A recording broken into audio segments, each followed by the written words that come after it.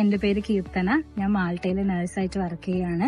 July 7th ഞാൻ ടർക്കിയിൽ വെച്ച് NCLEX exam എഴുതി.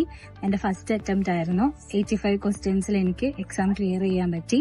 ആദ്യം തന്നെ ദൈവത്തോട് നന്ദി പറയുന്നു. അതുപോലെ തന്നെ സാറിനും മാമിനും ഒരു വലിയ താങ്ക്സ്. കാരണം എനിക്കിത് പാസ്സാവാൻ പറ്റിയതിൽ വലിയൊരു പങ്ക് സാറിനും മാഡത്തിനുമാണ്. അവരുടെ ക്ലാസ് കൊണ്ട് മാത്രമാണ് എനിക്കിത് പാസ്സാവാൻ സാധിച്ചത്. 85 ക്വസ്റ്റ്യൻസിൽ എല്ലാ സിസ്റ്റത്തുനിന്നും എനിക്ക് ക്വസ്റ്റ്യൻസ് ഉണ്ടായിരുന്നു. 4 കേസ് സ്റ്റഡി ഉണ്ടായിരുന്നു.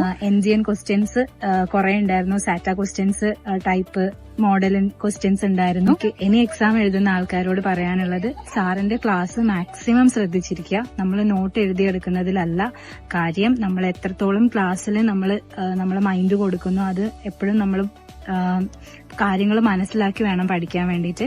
എന്റെ കാര്യം പറയുകയാണെങ്കിൽ, ഞാൻ ഡ്യൂട്ടി കഴിഞ്ഞ് വരുന്ന സമയത്താണ് നാട്ടിൽ ക്ലാസ് സ്റ്റാർട്ട് ചെയ്യുന്നത്.